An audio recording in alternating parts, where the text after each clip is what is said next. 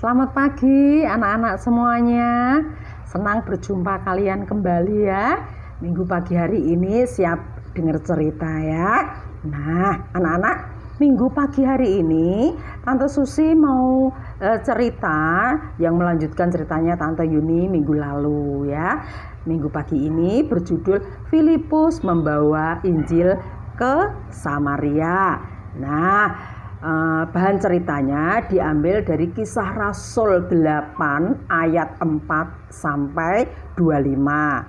Ayat hafalannya diambil dari Kisah Rasul 1 ayat 8 yang berbunyi, "Kamu akan menerima kuasa kalau Roh Kudus turun atas kamu, dan kamu akan menjadi saksiku di Yerusalem dan seluruh Yudea dan Samaria sampai ke ujung bumi." Nah, anak-anak, cerita minggu lalu tentang 7 diaken ya yang dipilih Tuhan. Salah satu diaken yang dipilih Tuhan bernama Stefanus. Stefanus ini adalah salah satu diaken yang dipilih Tuhan, dan dia menerima karunia kuasa dari Tuhan, sanggup melakukan mukjizat besar di Yerusalem, anak-anak. Nah, di Yerusalem ini Stefanus sanggup melakukan mukjizat besar. Salah satunya dia bisa menyembuhkan orang sakit, dan dia bisa membawa orang-orang Yerusalem yang belum bertobat menjadi bertobat, mau menjadi orang Kristen yang percaya Tuhan. Anak-anak, di Yerusalem ini Stefanus begitu banyak memenangkan jiwa sehingga banyak orang yang percaya. Tetapi dari beberapa orang-orang di Yerusalem yang belum percaya tidak suka dengan Stefanus. Ya, mereka iri, mereka takut kalau semua orang-orang Yerusalem akan menjadi orang Kristen. Oleh karena itu, mereka berdebat. Orang-orang yang belum percaya ini berdebat dengan Stefanus. Sampai pada akhirnya, tanpa kesalahan yang besar ya, tanpa kesalahan apapun, Stefanus dihukum, dirajam sampai mati. Anak-anak, akhirnya Stefanus mati, anak-anak. Tetapi Stefanus ini tahu bahwa kematiannya tidak sia-sia. Tuhan menyertai Stefanus. Stefanus dikuburkan di Yerusalem oleh orang-orang yang mengasihi Stefanus. Orang-orang yang percaya ini tahu bahwa Stefanus disertai Tuhan. Stefanus sudah memenangkan banyak jiwa di Yerusalem. Tetapi orang-orang yang ditinggalkan Stefanus ini khawatir juga, anak-anak. Bagaimana ini? Karena apa? Banyak orang Yerusalem yang bermaksud jahat, bermaksud tidak baik terhadap orang-orang Kristen ini. Mereka hendak membunuh orang-orang Kristen ini, ya. Dan anak-anak tahu, akhirnya orang-orang percaya, orang-orang Kristen yang di Yerusalem ini, mereka satu dengan yang lain berdoa bersama. Mereka mengutarakan isi hati mereka. Bagaimana ini ya enaknya supaya kita tidak terancam, jiwa kita mulai terancam ya. Beberapa orang di Yerusalem ya tidak suka banyak orang Kristen di tempatnya, di Yerusalem khususnya.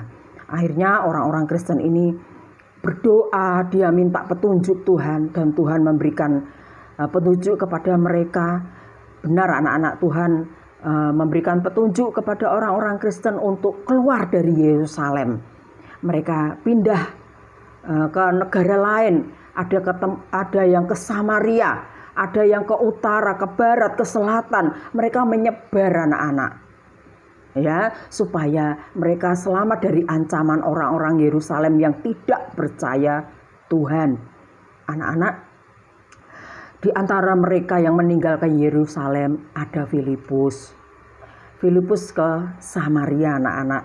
Tuhan memimpin perjalanan Filipus bersama dengan kelompok orang Kristen yang lain. Nah, di Samaria ini Filipus terus mengabarkan berita, kabar baik tentang Tuhan Yesus. Baik di jalan-jalan, di pasar-pasar, Filipus selalu mengabarkan kabar baik tentang Tuhan Yesus, ya, supaya mereka bertobat, mereka tidak lagi melakukan dosa-dosa. Dan benar, di Samaria ini Filipus juga memenangkan banyak jiwa. Dan di Samaria ini Filipus bertemu dengan saudara seiman bernama Yohanes dan Petrus. Senangnya Filipus anak-anak ketika bertemu dengan saudara-saudara seiman ini. Mereka saling menguatkan dan Filipus berkata kepada Yohanes dan Petrus ini, tolong kuatkan mereka supaya mereka tidak goyah imannya menghadapi ancaman-ancaman yang ada. Nah, anak-anak, di Samaria ini Yohanes, Petrus dan Filipus melakukan banyak mukjizat besar. Dan di situ mereka ketemu seorang bernama Simon. Tapi bukan Simon muridnya Tuhan Yesus ya, beda. Tapi kebetulan namanya sama. Simon ini adalah seorang dukun. Ya, dukun yang bisa melakukan mukjizat juga. Tetapi beda. Kalau Simon ini, dukun ini, kuasanya berasal dari kuasa setan, bukan dari kuasa Tuhan. Dia juga bisa menyembuhkan orang sakit, ya, seperti yang dilakukan oleh Filipus dan rekan-rekannya, tetapi kuasanya beda. Kalau Filipus, Yohanes dan Petrus, kuasanya dia berasal dari kuasa Tuhan. Kalau Simon si dukun berasal dari kuasa setan. Jadi beda anak-anak. Suatu ketika banyak sekali orang-orang kerasukan setan di Samaria ini.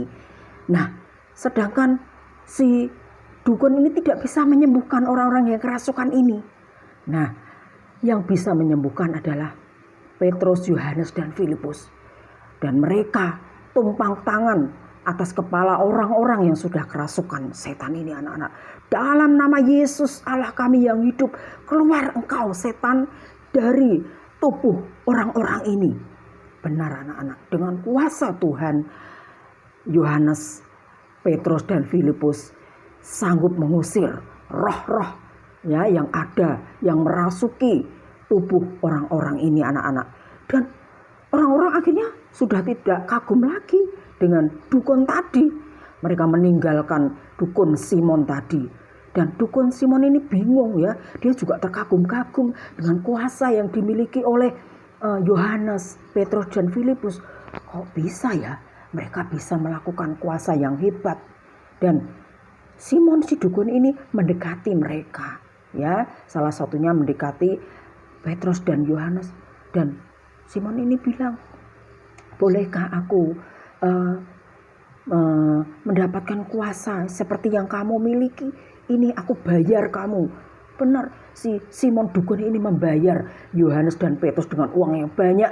Dia ingin mendapatkan kuasa itu, kuasa yang dimiliki oleh Yohanes dan Petrus. Tetapi Yohanes dan Petrus bilang, anak-anak, nyala kamu, hei si dukun, ya, kuasa yang kamu miliki bukanlah dari kuasa Tuhan, tetapi kuasa yang aku miliki adalah kuasa yang dari Tuhan yang tidak bisa kamu beli.